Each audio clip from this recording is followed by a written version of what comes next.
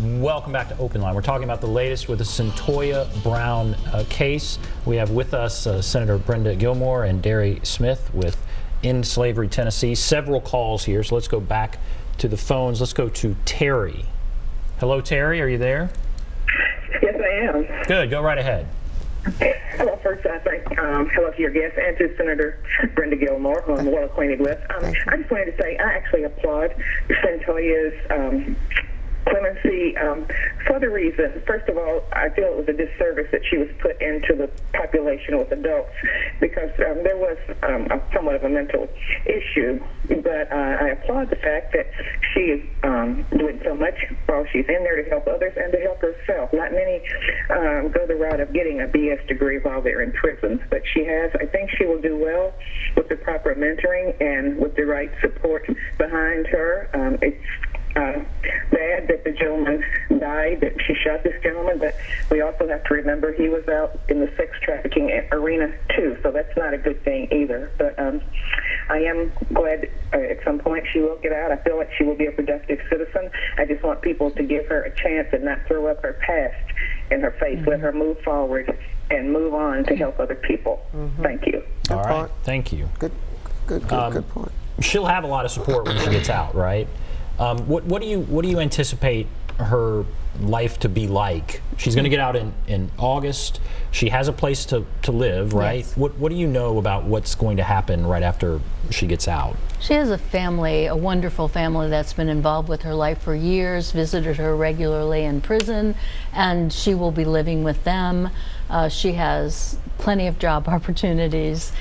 She has a top-notch therapist who specializes in this kind of trauma, who has offered pro bono services, just so much support. I wish every girl that I work with at my agency had the kind of support that Cyntoia is going to have.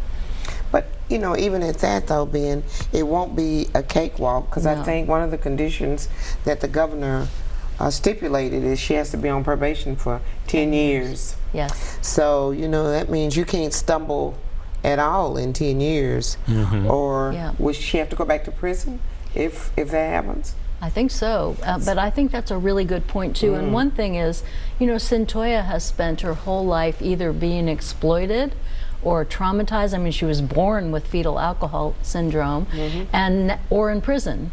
And so it's going to be, with all the support in the world, it's going to be challenging for Cyntoia to find out who Cyntoia is out in the real world. And I just hope that people don't just bombard her to become part of their causes or to do constant evaluations on the media of everything she's doing, because she needs a chance. She may fall down. She may make decisions that aren't great as she's learning, just like everybody does.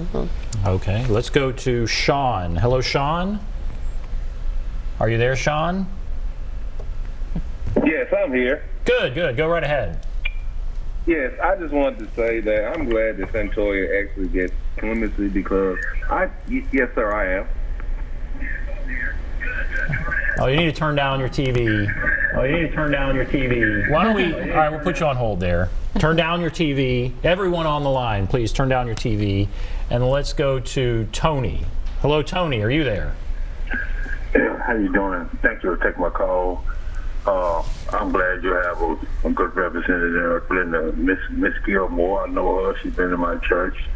So I wouldn't have voted for her. She didn't have good wisdom and stipulations to guide people through trials and tribulations.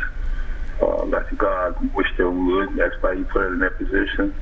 And I do say I work in the correction department, and those women have been abused. A lot of them been misled, mistreated, and I hope this young lady has seen her line. Now, she may be in prison, but her mind is no more in prison anymore. She has been relieved by God and everybody around her to do good works and encourage other young women so you can teach you how to spot abuse so we can get on top of it. We're not a third world country where they abuse the children and put them in sex trafficking and everything like I see in the military. So I'm hoping everything turns out for the best for us in God's will. And I thank you for taking the call.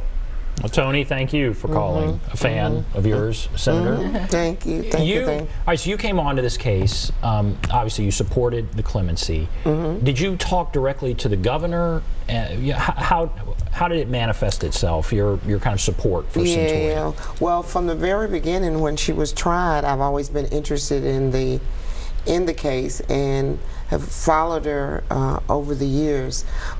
But I think when the clock looked like it was running out, and there's going to be a transition between Governor Haslam and Governor-elect Bill Lee, then I felt like that I really needed to step up my game and do what I could. And I want to say too that this has been a collective effort, don't you think?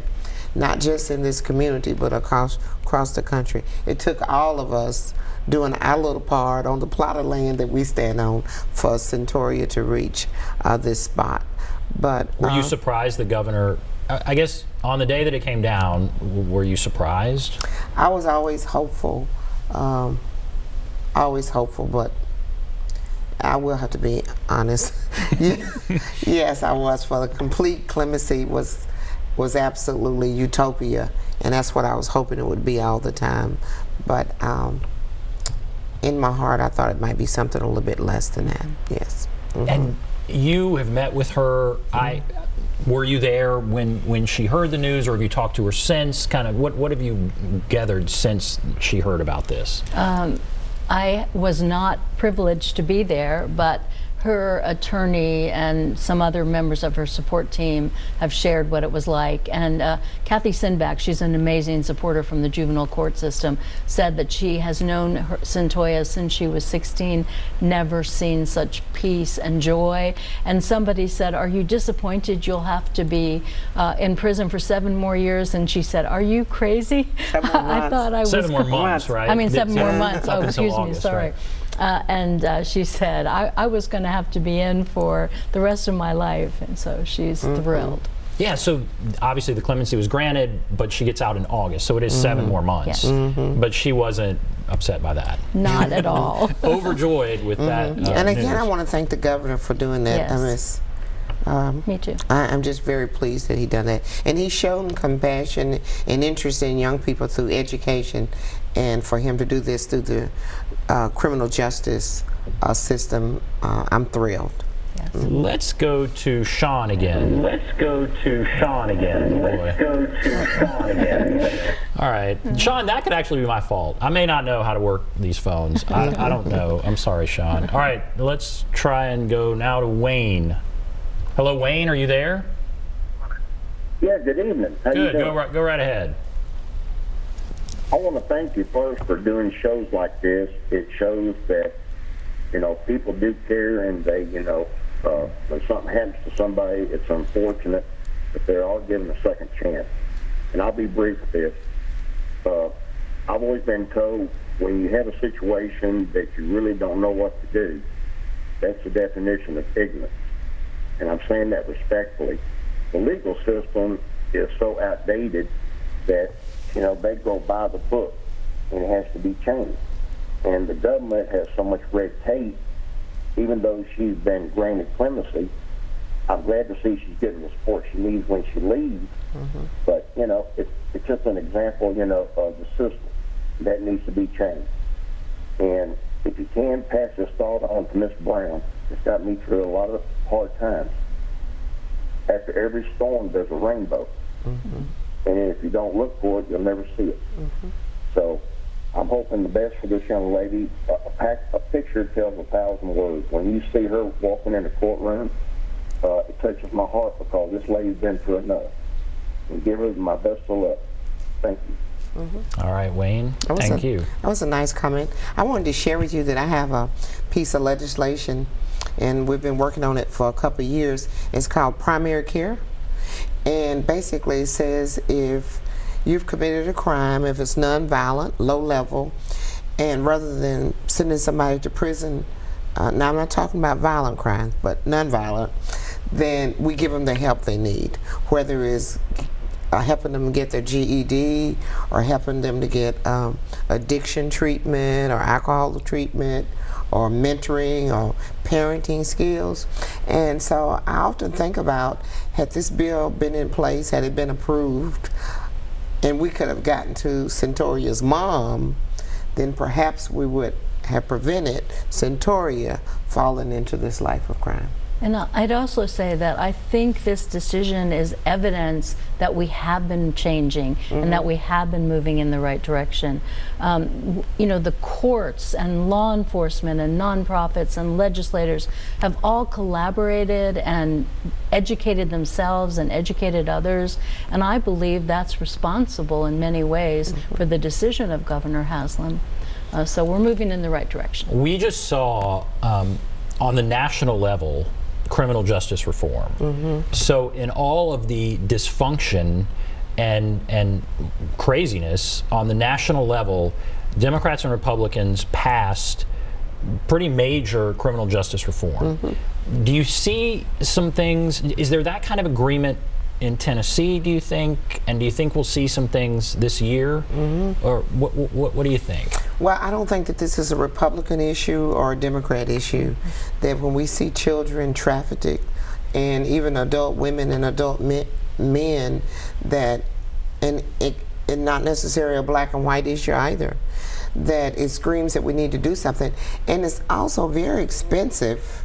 So whether we approach it, whether it's economically or whether it's out of compassion, if we arrive at the same place, that's okay. It's very expensive to put somebody in prison, almost $40,000 a year to house someone in prison.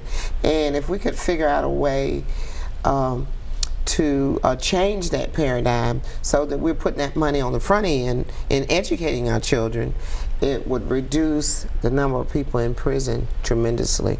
All right, we're going to take a break. We'll come back, continue the discussion, take a break, be back right after this.